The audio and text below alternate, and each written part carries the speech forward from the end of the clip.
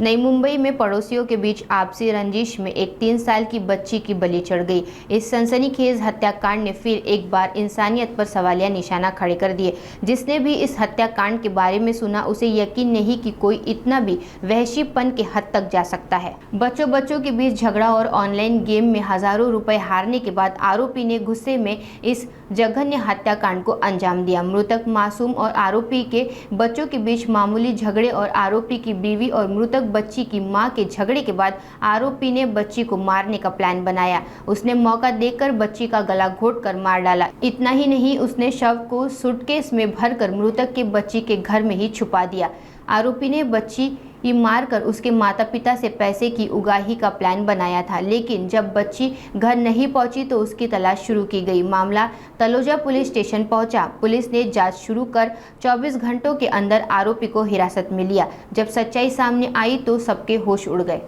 25 तारखेला तळोजा पोलीस स्टेशनच्या हद्दीतील माऊली कृपा बिल्डिंग मधली दुसऱ्या माळ्यावर राहणारे श्री अमरेश शर्मा यांच्या 3 वर्षाची मुलगी मिळून येत नसल्याबाबत त्यांनी तळोजा पोलिसांकडे तक्रार केली।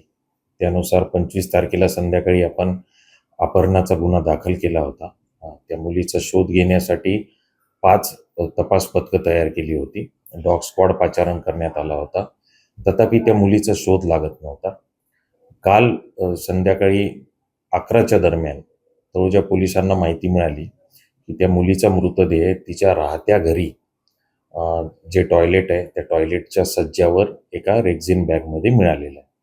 त्या अनुषंगाने तात्काळ तळोजा पोलीस तिथे पोहोचले। पाहणी केली असता एका निळ्या रेक्झिनच्या बॅगमध्ये तिचा मृतदेह मिळून आला। या संदर्भात आपण खुनाच्या कलमाची वाढ केली त्या गुन्ह्यामध्ये। मृतदेह पोस्टमॉर्टम करता पाठवून त्याचं पोस्टमॉर्टम केलेलं आहे।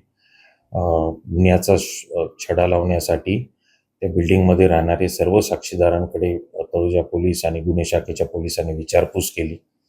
या सगळ्या इंट्रोगेशन दरम्यान त्या मयत मुलीच्या घरासमोरील घरामध्ये 1 रूमच्या घरामध्ये राहणारा मोहम्मद अन्सारी यांनी कबुली दिली की या मुलीचा खून त्याने केलेला आहे आणि तो मृतदेह त्यांनीच त्या बॅगमध्ये स्वतःकडच्या बॅगमध्ये लपवला आणि जेव्हा मयताची आई सगळे कुटुंबीय तिचा शोध घेण्यासाठी घर उघडं ठेवून बाहेर निघून गेले होते तेव्हा त्यांनी गुपचूप ही बॅग लपून ठेवली होती त्यांच्या टॉयलेटच्या सज्जावर।